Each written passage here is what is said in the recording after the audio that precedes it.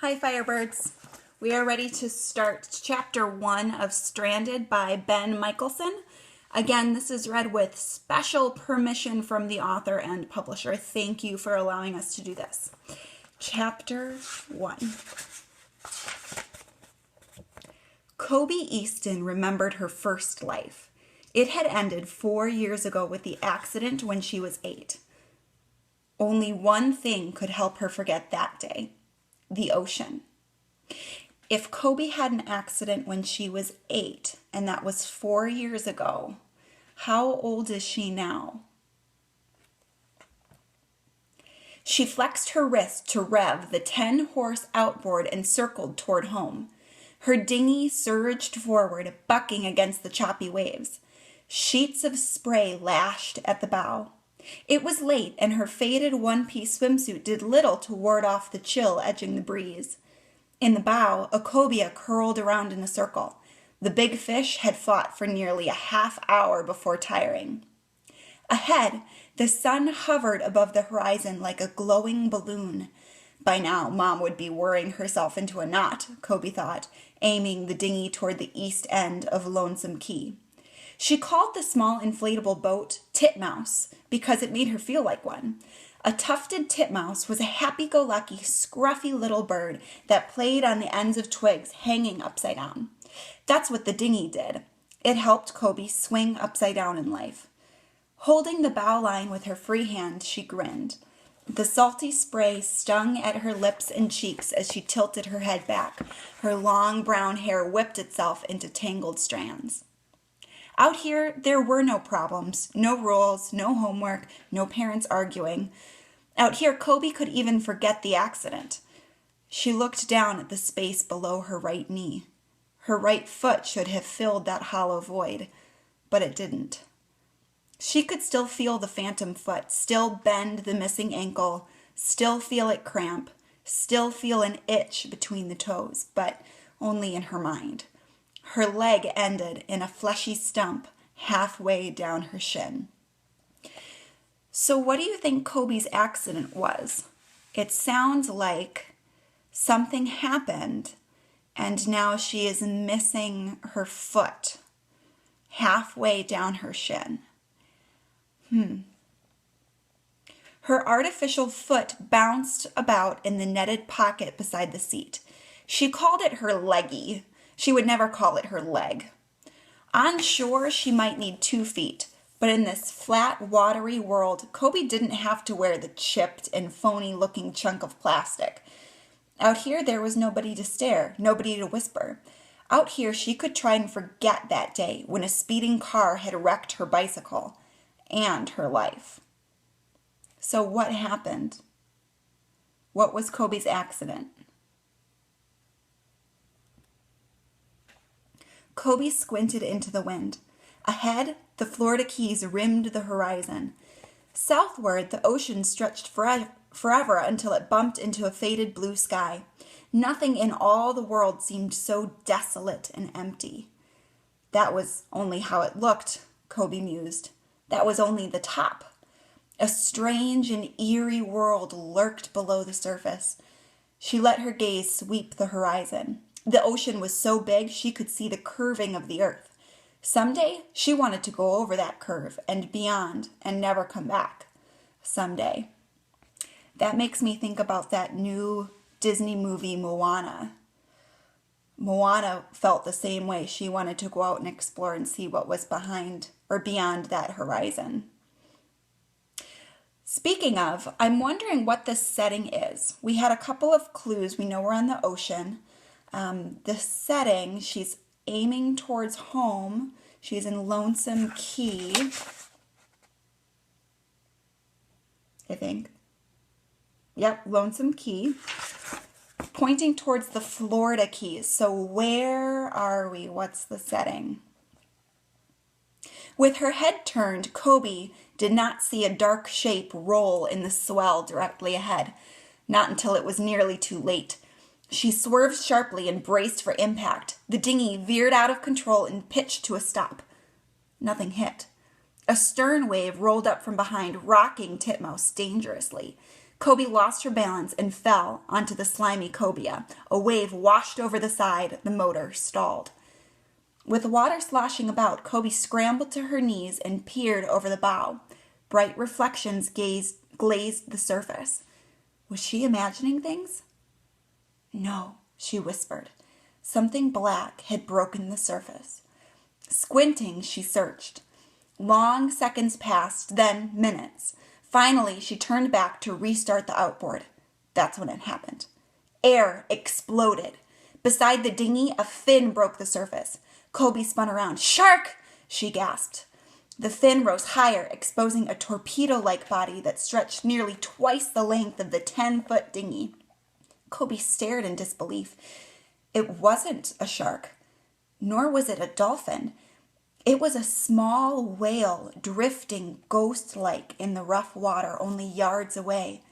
A molded smile creased its face. Ragged and wheezing breaths belched from the blowhole on its head.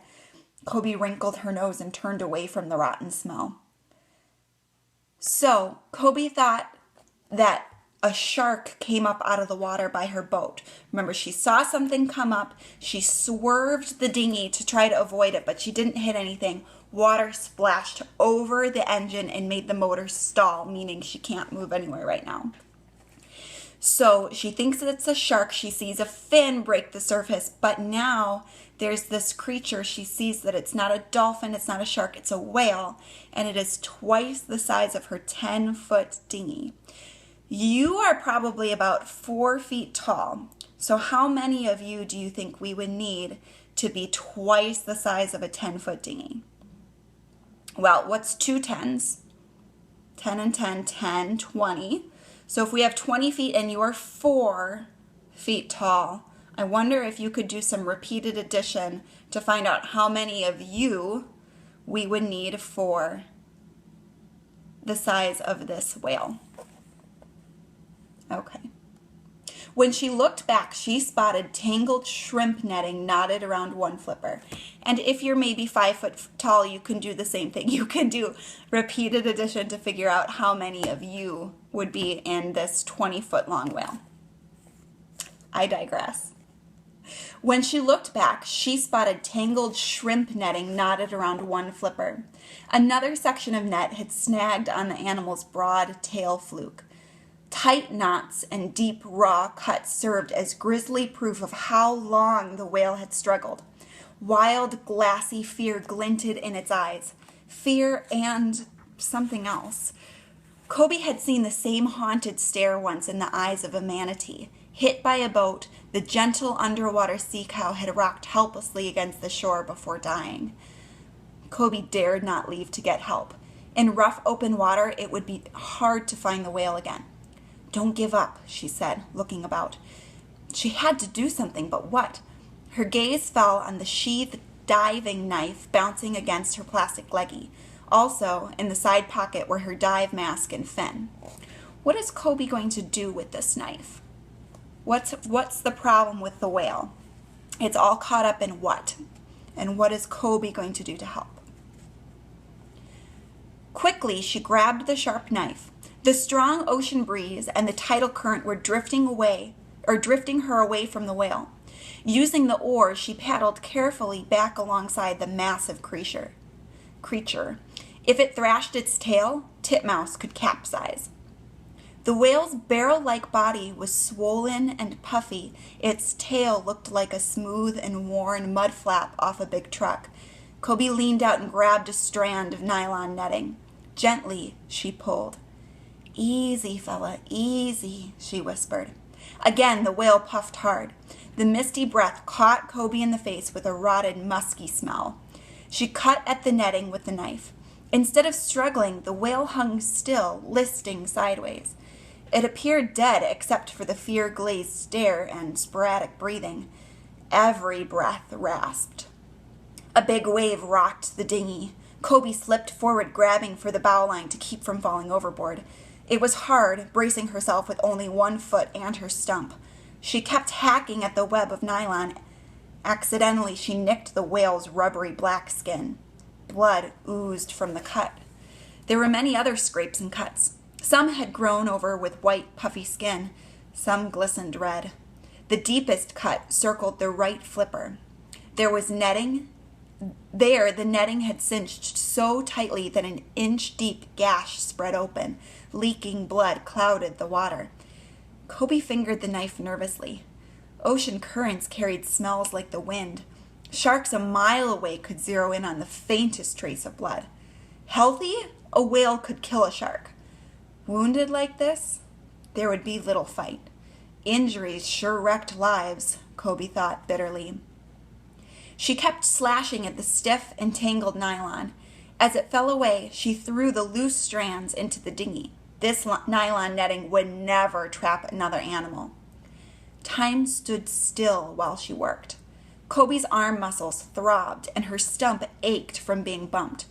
As the last few strands broke free, Coby let the whale drift clear. His gaze had dulled. "Swim, fella, try to swim," Coby coaxed. The whale puffed and sucked a weak breath through its blowhole.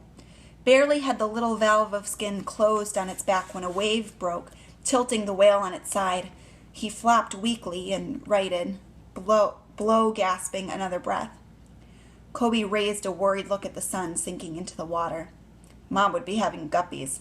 If Dad was home, Mom would be arguing with him, telling him if he cared for his daughter, he would be out looking for her.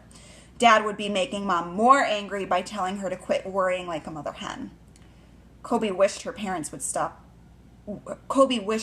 wouldn't argue over her. She was in the 7th grade now and could run her own life. Why do you think that Coby's mom and dad worry about her?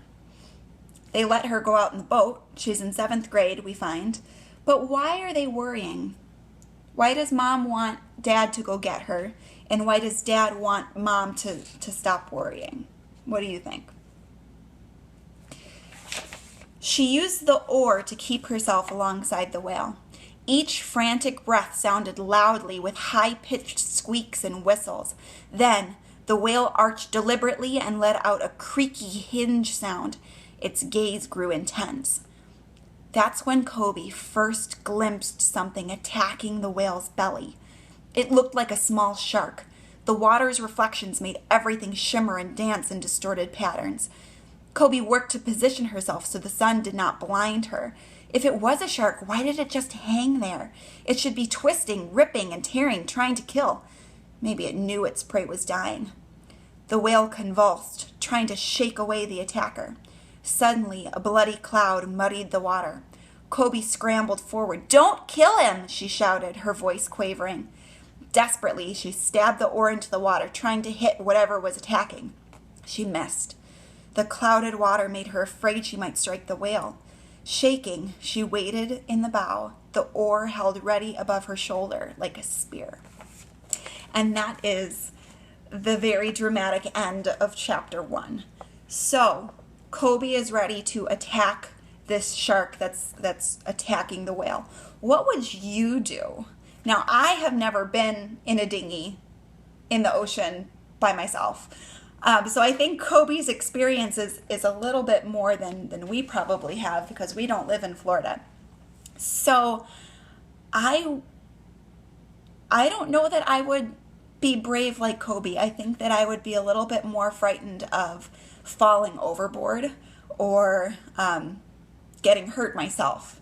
But I think it's interesting that we are learning that she is so kind to this whale. She wants to rescue it so far from the nylon netting that it's stuck in, and now she wants to save it from the shark attack. Okay, so there are a couple of new words for those of us who don't live at the ocean that I wanted to show you. So I'm going to turn this around, hopefully not cause anyone any duress here. So this is a dinghy. This is what Coby is in our setting. It has a motor at the back, and if you can see this part, this is not a very sturdy material. This is just a blow-up dinghy. A dinghy is like a life raft, a very small boat. We know that hers is about 10 feet long. And that cobia that it said that was in the bottom of the boat, that's a large fish. It's like a black I think it was called a black salmon or a king salmon. It is a fish that clearly Coby was out fishing and she caught a large cobia, and we learned it took 30 minutes for it to tire out. So this is a big, powerful fish. So that is in the dinghy with her. And then we learned that the dinghy is called a titmouse. Coby named it a titmouse because a titmouse is a happy-go-lucky, goofy bird that likes to hang upside down, play upside down. And Coby compares herself to the titmouse because out at sea, she feels like she can be goofy and be herself and not worry about people making fun of her for her prosthetic, her plastic leggy that she calls it. And then I think I have one more image here. The tail fluke. This was something that I had to look up. The tail fluke is just that shape of the whale's tail. This is the particular kind of whale that is in the book. I'm not going to tell you what kind it is just yet, in case that is revealed to us in later chapters. But I thought that you would like to see that because I found it very interesting. That's the tail fluke. Okay, so now I hope you have a piece of paper ready. What you're going to do is you are going to draw Coby for us based on the descriptions that we have of her. This is going to include her body, what she looks like, and I want you to pay close attention to the facial expression that you choose to give her. If you want, you can draw her in the dinghy in the setting that we know. If not, you can just draw her whole body because we'll have to include her prosthetic, which is an important part of her character. So this is what I need you to make sure you include. Let's see if we can make it fit. So our character is Coby Easton. I'll need you to write that down. You might want to pause on the screen to do your work. So Coby Easton is our main character. Make sure that you include long brown hair. This is her physical traits, what we know she looks like. Make sure you include her prosthetic foot. She calls it her leggy. Make sure that you draw her wearing a faded one-piece swimming suit. So what do we know about her based on her wearing an old swimsuit? Does she care about what she looks like? She's out at sunset. And then I want you to think about, is Coby brave or terrified? How is Coby feeling so that you can make sure that you put that on her face? We know that Coby goes through a lot of different emotions in this chapter. If you are choosing to draw her in a particular scene that we read from chapter 1, feel free to give her whatever facial expression you think is appropriate. But based on what we know of her character traits, I want you to think about, in general, we would describe her as what? For you, a personality trait I would describe for you would be friendly, kind. Most of you are very funny and have a good sense of humor. What kind of character trait mostly are we seeing from Coby? That's what I want you to include.